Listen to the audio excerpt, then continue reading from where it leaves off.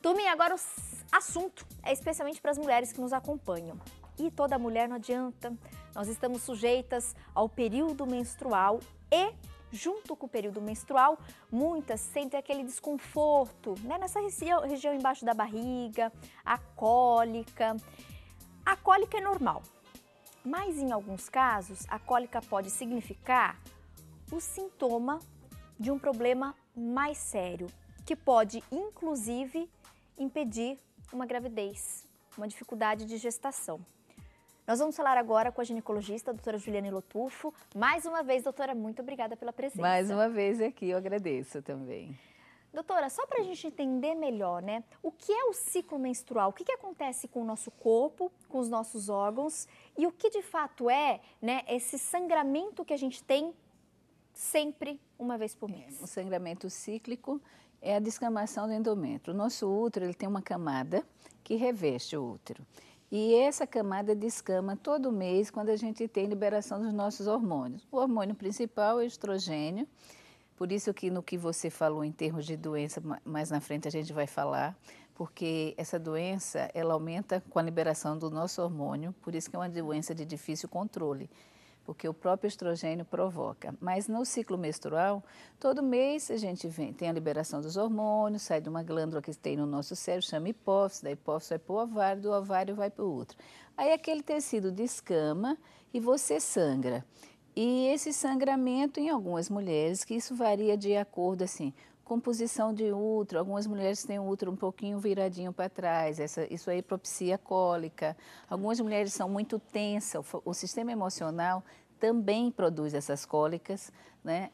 Mas essa cólica é normal quando ela é suportável, e a mulher incha também porque retém líquido, isso tudo por fatores hormonais. Tem a famosa TPM um pouco antes, uns 7 a 10 dias antes de menstruar, então você incha, você fica mais tensa, isso tudo tem como tratar.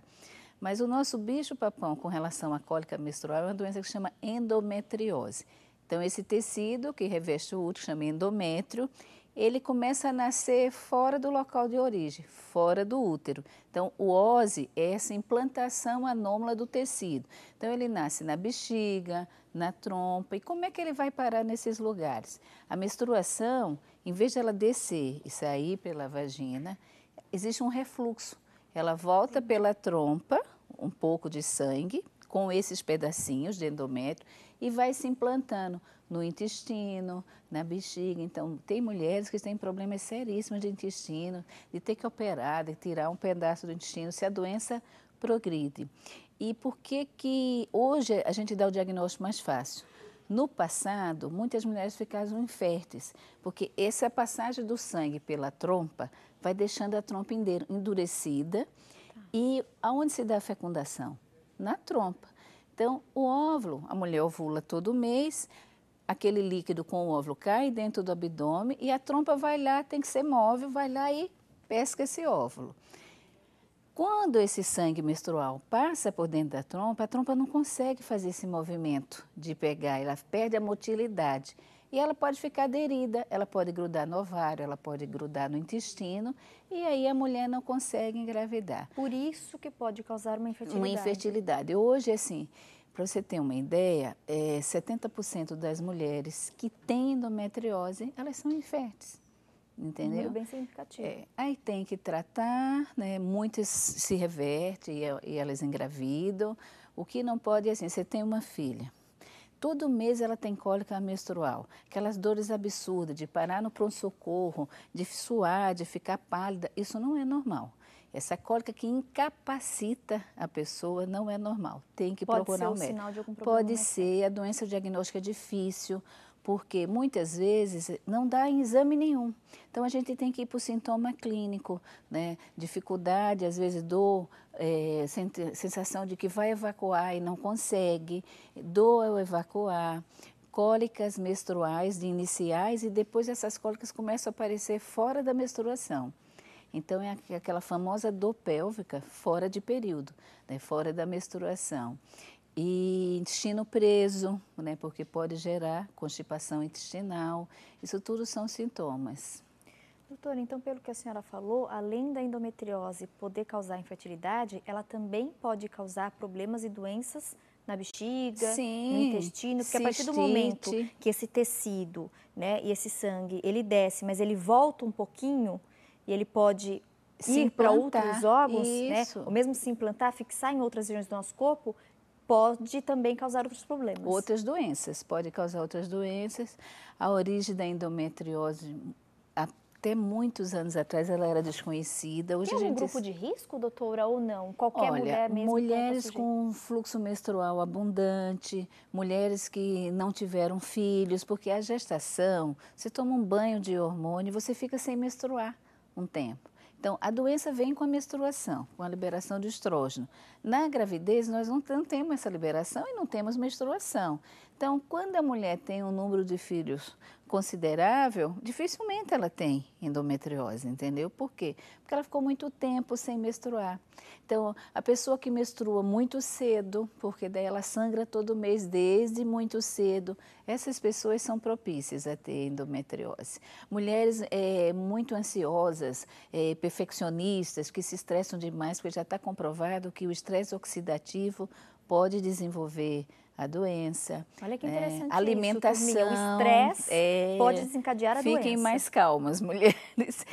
Comer muito fora, hoje a gente sabe que dependendo do tipo de alimento, dependendo do agrotóxico que foi posto, se aquele alimento não foi bem lavado, existe um agrotóxico chamado dioxina que pode provocar doença também. E tem a teoria genética, né? Que às vezes a gente pega uma família que a mãe teve, a filha teve e assim vai.